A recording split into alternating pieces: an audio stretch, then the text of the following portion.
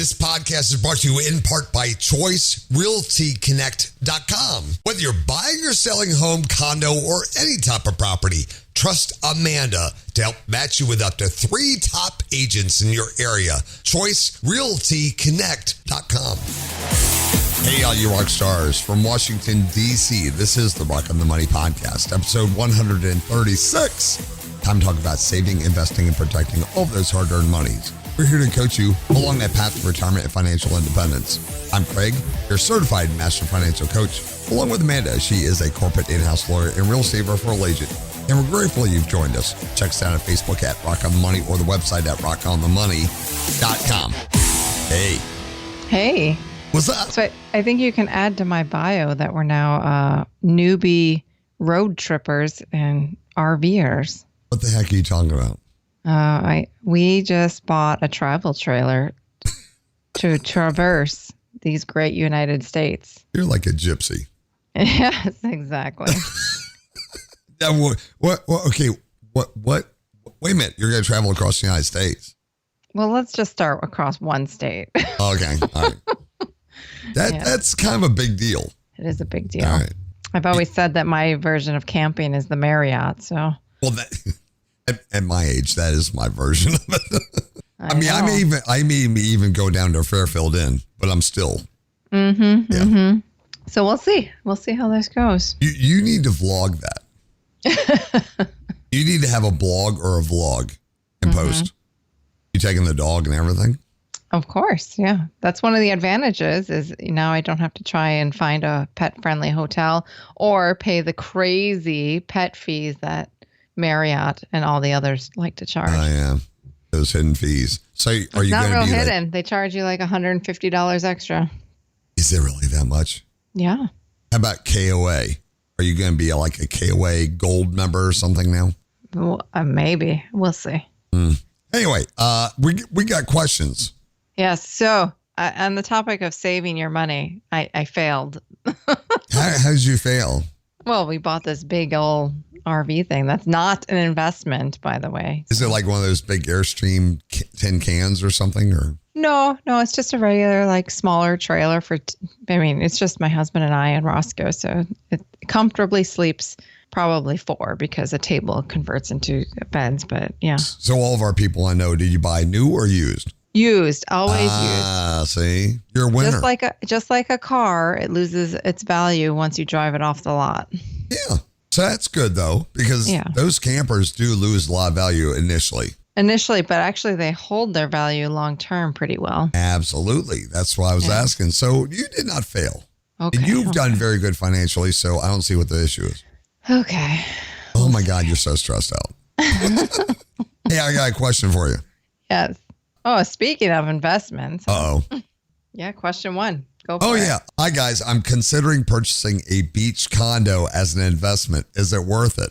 And they sent us a condo in Myrtle Beach, South Carolina. Right. On the ocean, which I'm familiar with Myrtle Beach. It's a place I've thought about. I won't tell you what building it is. It looks like it's a 1-bedroom, 1-bath, 500 square feet. What was that, a closet?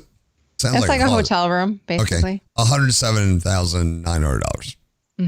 This is a good discussion because several weeks ago in Miami, one of these places collapsed, sadly. Right.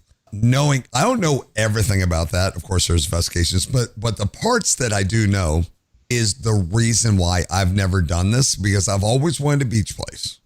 I've always wanted a condo, but there's several factors that came out of that Miami, was it Surfside? Surfside, yeah. That reminded me why I didn't want to get one years ago, and I still will not get one. But what is your opinion on all this? Well, so I'm going to give you my favorite answer. It depends. Well, yes, it does depend. So what do you mean by investment? Like, what does that mean to this person? Are you looking at like nightly rentals? Are you looking at long-term rentals? Are you looking at living there and just hoping that the equity goes up over time? Like, I don't know what you mean by investment here. Is it your second home? Is it your first home? All those things would play a factor. If it's a second home, I don't know. I don't necessarily think it's It's going to depend. What do other 1-bedroom, 1-bath, 550 square feet condos in that area go for? Right. Because again, you make your money on any real estate investment on the purchase price. So if you're not paying a great price up front, it's never going to turn out super good for you. There you go. All right. You want to hear my brief thoughts? Yeah. I promise I will not drag this on. And I avoided talking about what I know you're going to talk about. So here's what I have always, because I've looked at places at Myrtle Beach. I don't know why there, or Surfside, which is a little bit further south. When you buy a place, and what happened in Miami, what was the dollar amount that those people are going to be assessed because they had to do the repairs? Oh, it was outrageous. It was like a minimum of 80,000, and if you had a bigger unit, like it was based on the number of rooms, I believe. Mm-hmm. Without having the facts in front of me, it was like six figures. Yes, yeah, I saw one lady had already written a check for like $90,000. And some of them were going to be like 300,000 for the big units. Yeah, depending on the size of your unit. So the part that scares me is condo associations, because you bought the place. You now are part of the owner of a building. If there's ever an assessment, like you need a new roof, you need asphalting, or everybody has to pay for it. It's those assessments on top of the condo fee that scares the bejeezies out of me. Yeah. And I don't like the condo fees. I understand them, but it's those assessments. So when people want to do investing, this is just my thoughts. I'm not an expert at this, but what I'm thinking of is this is like the worst investment ever. Yeah. Yeah, you can have it as a cash, blah, blah, blah. But I'm telling you, I don't know. Forget the Miami thing. These buildings need a lot of maintenance. I mean, I used to work for a hotel company. It's amazing how much money they spend to just renovate a hotel. Well, and keep in mind, there's so many expenses that go with turnover of a property. So if you're doing nightly rentals, you need someone who can go and clean it very quickly before the next person is due to check in. You're basically running a hotel. So you need staff to do all those things because you're not going to want to do it every day. Not only that, one of the other things that people are learning more and more after Surfside is the ocean is coming. The beach is leaving. Yes. These buildings are going to be washed away in the next 20 to 30 years. Okay, so I do have a quick story about that. I used to do hotel inspections for Marriott. Mm-hmm. I don't work there now, so I can say it. I went to Virginia Beach to do a hotel. Oh, so you don't mind that I say that their pet fees are crazy? No, not at all. I don't care at this point. But it was a great company to work for. But I did a hotel. I did fire inspections. So I'm always with the owners. So I went to Virginia Beach. I won't say which hotel. And this guy has owned this hotel for like 30 years. And we were talking about that kind of thing about erosion, because they're always on the East Coast, they're always pumping sand back on the beach because it always washes away. Well, it's not just erosion. It's global warming. The sea level's rising. He goes, and we talked about that. And he says, look, I don't care what people argue about. All I know is that water is getting closer to my hotel. And he has to keep building these concrete barriers to keep it from flooding the spa, the workout rooms. He goes, over 30 years, it's definitely coming up. And he's really trying to build these barriers. The city can only do so much. And Ocean City, Maryland's the same way. They're all building these big concrete barriers to try and head it off as much as they can. But you're right. At some point, FEMA and the federal government has already done these studies. They already know what it's going to be like in 50 years. You can go look it up based on science. So, people can argue it all you want, but it is rising. It's the short answer is probably not. Probably not a good investment. It's so tempting, though. I would love to live on the beach. It's like a dream, but I'm like, it's not worth it to me. Anyway, I don't want to burst. And I know someone's going to say, well, I've had that's fine. As long as you're happy, it's fine. But as far as investment, be prepared to lose a lot of money nowadays. So I'm no expert, but the one thing I've always wanted will not ever happen. So it's sad. All right, question number 2. Can you read this? So I've been saving for a new to me vehicle. I was waiting for the right one to come along. Then came these skyrocketing used car prices. Insane. A local search on cars.com showed a 2018 Toyota RAV4 XLE with just over 50,000 miles that is priced about $400 higher than a brand new 2021 Toyota RAV4 XLE. What in the world? Thoughts? Note, I'm in no big rush, thankfully, but I wonder when this will return to normal with used car prices making sense again. This is exactly what's going on out there. There's a big shortage because a lot of the new cars could not come online. So the old ones went up in value. It's what the dealers can do. So there's various reasons for this. Obviously, parts are hard to get. A lot of cars have microchips in them now. Yep. Microchips are hard to get right now. That's why computer prices, everything are so, through the roof. Many reasons. It's going to take up a couple of years, I think, for this to shake out. There's lots of views on CNBC about it, but luckily they're not in a rush. I would say wait. But if you need one, you know what you have to do. I mean, price is price. Still comes down to the dollars. So. Well, and so the other thing I would say is, yes, one might be older and have miles on it and one's brand new, but have you looked at line item by line item, the finishes, the add-on features? Is it an exact comparison, or is the 2021 brand new one just the base model with, a stick shift in it instead of an automatic, because automatic transmissions are an upgrade, Right. So, yeah, it is the current climate, and there's, nothing you can do about it. They're really, just shop around. But like you said, they're not in a rush. If you're not in a rush, don't do it. Stay out. Similar things happening with RVs and travel trailers. I know from experience. Really? Yeah. The older ones are pretty close to the same price as the new ones are at the moment because there's such low inventory. And because people can now work remotely. So why not do it on the road? Are you gonna do that? That's the plan. Question number 3. I can't wait to hear about this. If I ever get connected to Wi-Fi properly, yes, then you'll hear about it. Oh my God. I have $1,292 on my credit card. Should I take the money out of my savings to pay this in full, or put $100 a week towards it? Good question. So is the money in your savings your emergency savings? And how much is it? We advise that you should have at least $1,000 in emergency savings that you aren't touching, even if you do have debt. If you have more than that, then I'm in the camp of, just pay off the credit card, get rid of that monkey on your back, and then contribute your $100 a week plus whatever you would normally have been making in payments on the credit card to building up your savings account again. There you go. We're going to take a quick break, and we'll be back right after this. You listen to Rockin' Money.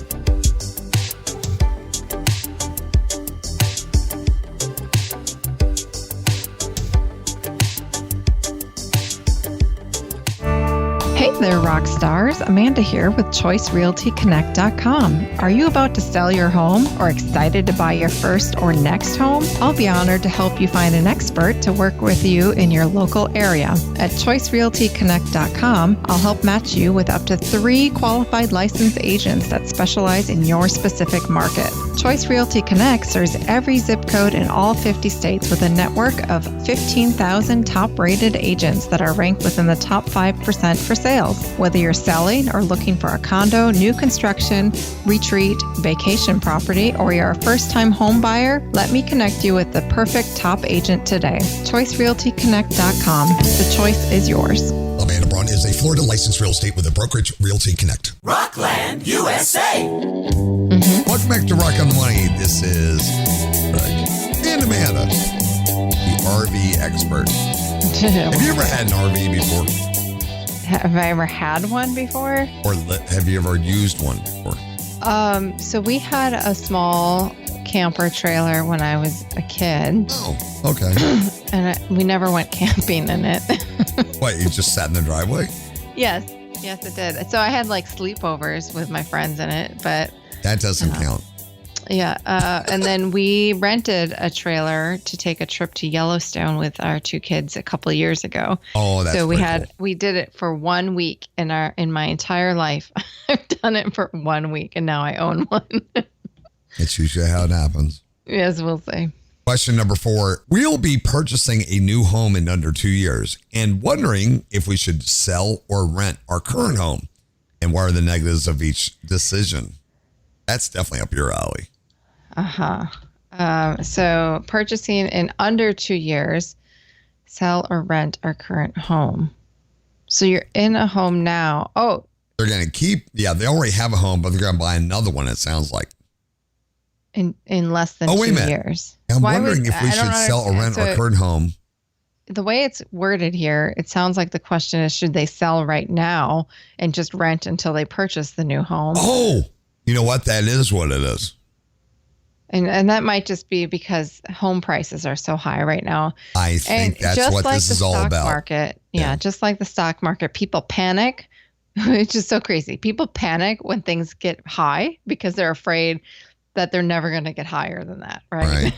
So it's just like the stock market. So I think that's what's fueling this question is someone who's seeing these crazy real estate prices and afraid they're going to miss out on selling at a high price. I don't think that home prices are coming down anytime soon. There's really no rational reason why they would. All the reasons that are making home prices high right now are pretty permanent reasons. Right. So I would continue to stay in your home right now. I mean, unless you're in a house that you can't afford, then obviously adjust your finances accordingly. You don't want to be house poor, even if you already own the home. So that's what I would do. I would wait and sell it when it's time to move on because I don't like to move more times than I have to. It's a real pain to move, and it's not cheap to move if you're coming out of pocket to do moving. I'm trying to figure out, how do they know they're going to have a new home in 2 years? Is that just something on their head? Because those things change. You never know what's going to happen. Yeah. So it's like, it's not being built because houses don't take 2 years. Well, castles do that you want. But yes, my castle. Castle. My castle for me to park my trailer in the driveway. This girl has a dream of owning a castle. Yes. So that's her goal. I don't know how the RV fits in that path, but she wants to. Okay. But I don't know. When you sit there and have a goal of 2 years, things change in 2 years, especially if you have a family. You don't know. So yeah, I mean, it's great to have the goal, but I don't know why that would impact whether you sell or rent your home right now. I think they really just want to cash out when they think the prices are high. Yeah. And I think that's what this is about. And I do too. Because it's the same thing when we talk to people about their investments in the stock market. Oh, yeah. No, you know, as soon as there's not a really good run, you see a lot of people like, oh, prices are going to go down. Should I get out now? And the answer is no. I mean, if you're in it for the long term, then you're in it for the long term. And I know someone's going to say, well, Amanda, 2 years isn't necessarily the long term. I get that, but 2 years in real estate, like the way things are happening now, it's long enough. Normally we would say don't purchase a house if you only plan to be somewhere for 2 years or less, because you're not going to recoup the closing costs and all the other expenses that go along with buying a home. But if you're already in the home, that's totally different. Yeah. I have another question for you. I'm going to read because this is definitely for you again. Okay. If you are an everyday millionaire, should you have pet insurance for 2 dogs? So, like many things in life, it depends on your risk tolerance, right? So, I am in the camp of I don't do pet insurance, and I have a very expensive dog, right? Yes, like I have an English bulldog. Things are always happening. He's very high maintenance. And, I should get a big discount at the vet for how many office visits we have per year. If I had a punch card, I'd be getting some free visits for sure. But I don't do it because I do what Craig and I call self-insure. Once you get to a certain point in your life and you have the income, it's actually cheaper to pay things out of pocket. Like if you look at the averages, I know someone's going to write to us and say, yes, except that I paid $10,000 for a procedure. And if I'd had insurance, it wouldn't have cost me that much. And $10,000 more than I would have paid in insurance premiums. But normally, keep in mind, you're paying insurance premiums every single month, whether you use the insurance or not. So you have to factor in that cost on an annual basis. And it can be thousands of dollars, right? Right. So thousands of dollars that could have instead gone to the 2 or 3 vet visits you had. These insurance companies aren't charities. So they have insurance plans because the numbers work out to most people are not going to use the benefits of their insurance plans. Right. Most people, most of the time, do not. So if you are comfortable playing the law of statistics and that you're most likely to be in the camp of people who would not get the benefit out of insurance, then don't buy insurance. And that's where I fall. That's my belief, is that the insurance premiums would be more expensive to me, even with my high maintenance dog, than just cash flowing the visits that we have. Because last year was very expensive for us. Now, knock on wood, we're halfway through this year, and I don't think he's gone to the vet once. There you go. So it's just, it seems to happen in spurts. But if I were paying insurance this year, I wouldn't have gotten any benefit out of it. And I'd be annoyed that I was shelling out a couple $100 every month for insurance. There you go. Last question. Can you read it?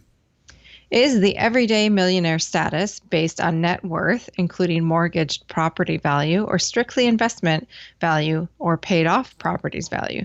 We just crossed the $500,000 mark. Congratulations. But that's with our home value. Just trying to figure out how long until true everyday millionaire status. I sure hope the second half goes faster. Don't we all? It is a grind. Yes. It's a grind. The second half does go faster. Yes, it does. At least in my experience. But it multiplies on the bigger amounts if you have money in the markets and stuff like that. So right. Right. Just like if you're rolling a snowball down the hill, it stays pretty small for a while, and then all of a sudden it gets huge real fast, right? Yeah. Double.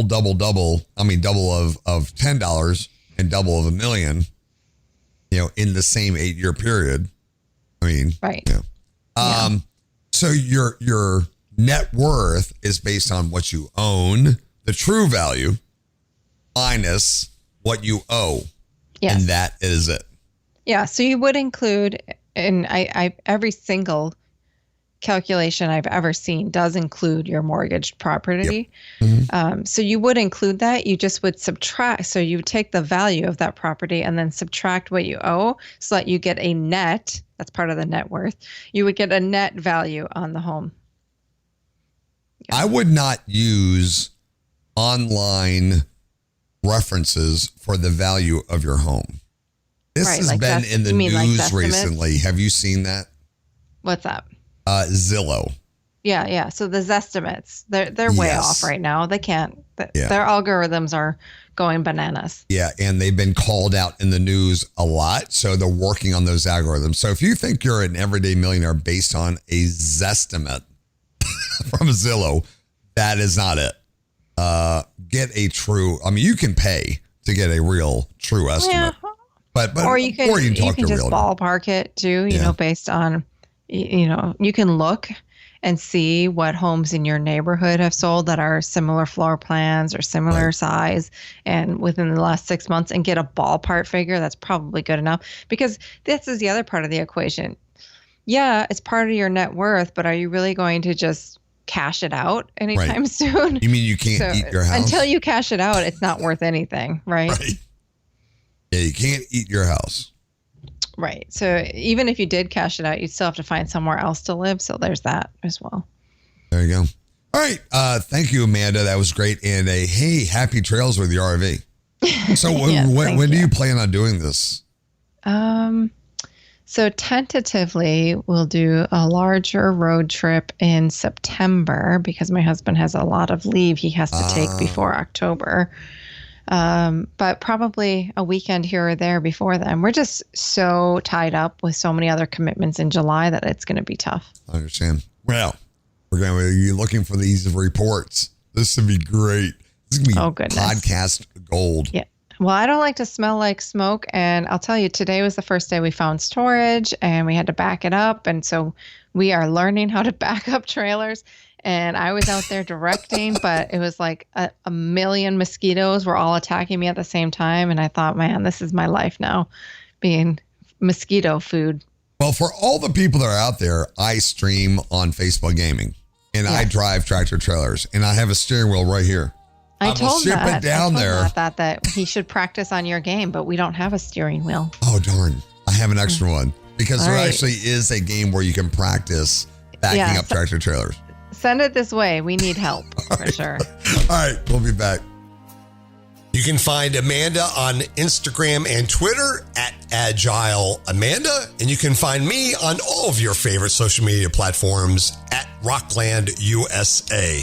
Don't forget to check out the website and subscribe to the podcast. All the links are right there on the front page, rockonthemoney.com. Please subscribe and leave comments to our podcast on Apple, Google, Spotify, or even your favorite app that you got right there on your phone. Those help us out a lot. If you're ever looking for a specific topic or content that we've produced over time, just go to the website and in the search bar, just type in your topic, be it 401k, stimulus check, or anything, and everything comes right up for you. We have so much gratitude that you've taken the time out of your day to listen to our podcast while you're walking, driving, traveling, or whatever you're doing.